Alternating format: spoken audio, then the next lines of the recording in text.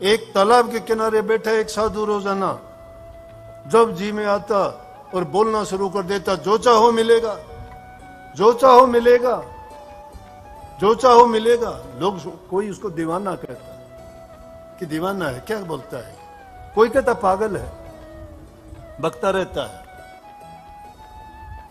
लेकिन समझने वाला कौन था? एक दिन एक आदमी, हताश, निराश और दुखी इंसान रास्ते खोजता है। एक निराश था, नवयुवक था, गया, जाके कहने लगा, महात्मा जी एक सवाल पूछ लूं आपसे? बोला पूछो। बोला आप ये क्यों कहते रहते हो हमेशा कि जो चाहोगे मिलेगा, जो करोगे मिलेगा?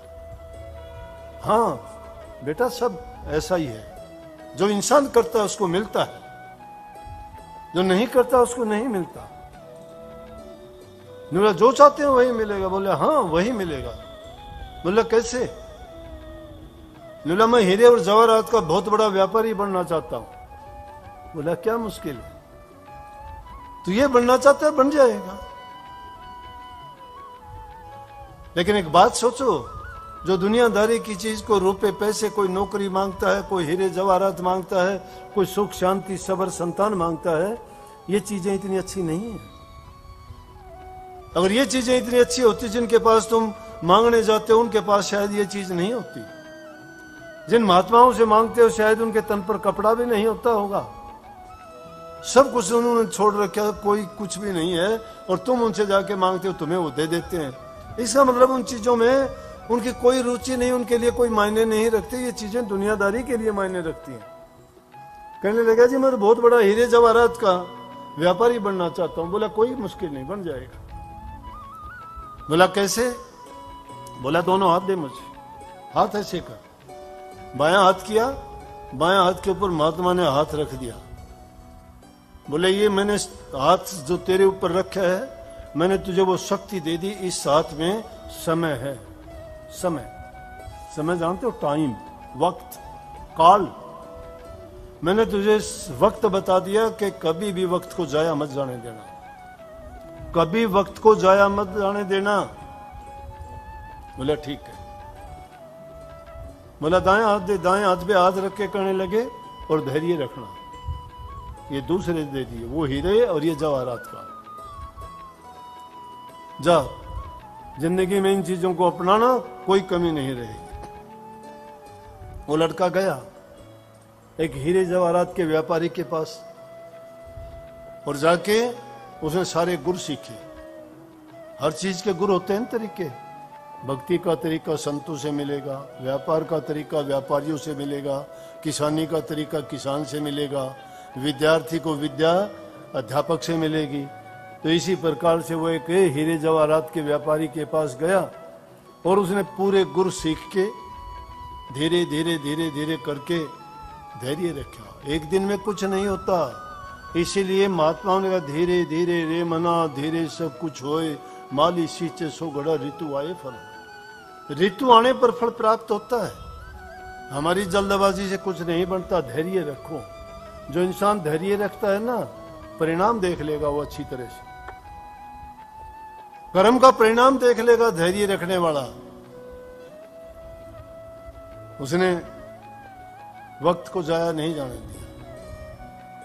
मैं भी समय समय पर आपको कहता हूं वक्त की कदर किया करो। वक्त की कदर जो नहीं करते, वक्त उनकी कदर नहीं किया करता।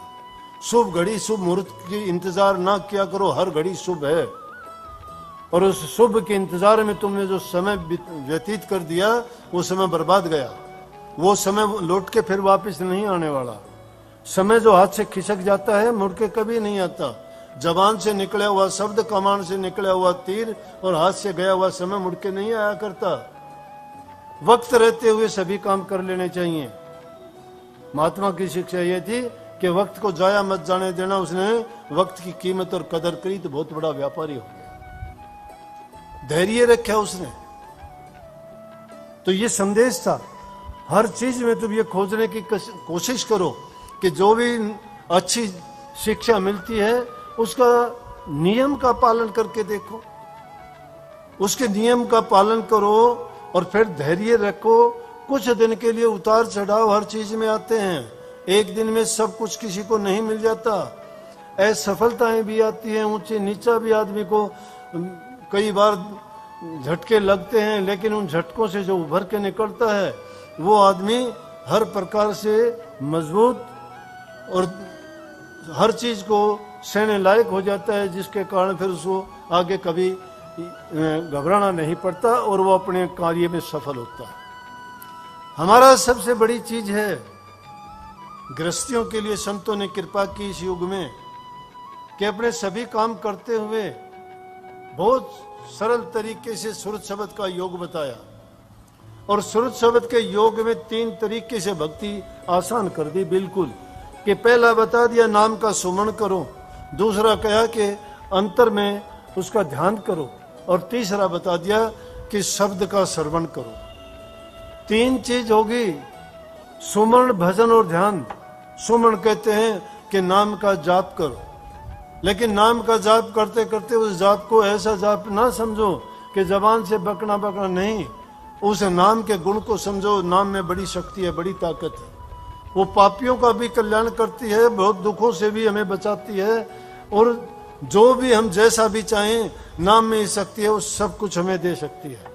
दूसरे को सुख कहाँ पहुंचाएंगे, हम तो माँ बाप को घर से निकाल देते हैं, भाई भाई का गला काटने को तैयार रहते हैं, एक 2 पैसे की चीज के लिए हम ऐसे ऐसे पाप कर्म कर जाते हैं कि सब कुछ अपना धर्म ईमान लुटा बैठते हैं, लालच के लिए, स्वार्थ के लिए। दुष्टों के साथ दोस्ती करते हैं अपनों को मिटाने के लिए, अपनों को जो अपने नहीं हैं उनको अपना बनाने का प्रयास करते हैं। कितना बुरा इस इंसान, ये इंसानियत से कितना गिर चुका है इंसान, कैसे बचेगा ये? इस युग की ये कहानी है, रोजाना की देखते हैं। सास बहू को नहीं देखती है, भाई भाई का गला काटता है, बहन और भाई के आपस में नहीं बनती है, और उनका झगड़ा देखोगे तो किस चीज के लिए है? चंद पैसे के लिए, थोड़ी सी जमीन के लिए, थोड़ी सी जायदाद के लिए। जब उनके ख्यालात इन चीजों में फंसे रहते हैं, कहाँ सत्संग, कहाँ नाम, कहाँ गुरु, कहाँ भजन और कहाँ मुक्ति का दरवाजा। दुष्टता है उसकी, नीचता है। नीचों का संग करके कभी ऊंचा नहीं बढ़ता इंसान, ये सोच लेना। बुरा जो करता है उसको नतीजा बुरा मिलेगा, बच नहीं सकता। मेरा दावा है, ये देख लो। मैंने तो 40 साल गुरु की शरण में आए हुए मैंने जिंदगी में देखा कि जिन्होंने जैसा किया उन्होंने उससे भी बुरा पाया, कहने की जरूरत नहीं पड़ी। इसलिए मैं कहता हूं, आगाह करता हूं कि आदमी अपने जीवन को क्रियात्मक बनाए, सुनने कहने की बातें नहीं हैं। अगर तुम अपने बैठ के चिंतन करते हो, नहीं जरूरी कि तुम एकांत में जाके ही कुछ करो, लेकिन जब भी एकांत में बैठते हो तो अपने किए कर्म के बारे में सोचा करो कि मैं जो कर्म करता हूं, क्या उस कर्म का परिणाम अच्छा है या बुरा है? क्या मैं किसी का साथ देता हूं तो मैं बुरे कर्म का साथ देता हूं या नहीं देता हूं? परंतु जो इंसान जैसा होता है उनका उनमें मन लगता है, वो उनकी खोजने कुरेदने की कोशिश करता है। अच्छाई की बात नहीं करते, वो पूछेंगे वो उसका क्या हाल है, वो कैसा है, वो दिखता नहीं, उसका क्या हुआ उसका। अरे तुम अच्छी बात नहीं करते, कभी आके ये पूछते हो कि भजन कैसा चल रहा है, ध्यान कैसा लग रहा है और कैसा है। इन बातों की ओर जिनके ख्याल नहीं है वो सत्संग के उसकी लाइन के आदमी नहीं। गुरुमुखों का काम है गुरु की जिक्र करना, नाम की चर्चा करना, अच्छे कर्मों को करना और दूसरे को करने के लिए प्रेरित करना, बुरे कामों से बचना, दुष्टों की संगति से बचना। वो इंसान को नेक इंसान बना देते हैं, और जब नेक इंसान बनता है तभी जाके भजन के लायक बनता है। इसीलिए तो आज देखते हैं ना, लोग हमें आके कहते हैं कि आप तो कहते हैं कि वो सत्संगी है। सत्संगी क्या है? उसकी तो हमने बातें ये सुनी है कि वो तो ऐसी ऐसी बातें करते, वो क्या सत्संगी? क्या सत्संग यही सिखाता है? निश्चित रूप से सत्संग ये नहीं सिखाता, लेकिन उनका क्या करे। संतों ने कही है कि मारी थी लागी नहीं बंक नाड़ में फूक, गुरु बेचारा क्या करे जब चेला माई चूक। जो उस काम के लिए ही नहीं आया, जिनकी दृष्टि दूसरी है, तो उनके लिए तो कोई मायने नहीं रखती। लेकिन सच्चे मन से आते हो आप, गृहस्थी लोग, हम बाल बच्चेदार हैं, हमें दूसरे की क्या। अरे कितना टाइम दूसरे के बारे में सोच में लगाते हो, उतना टाइम अपने बारे में लगाया करो।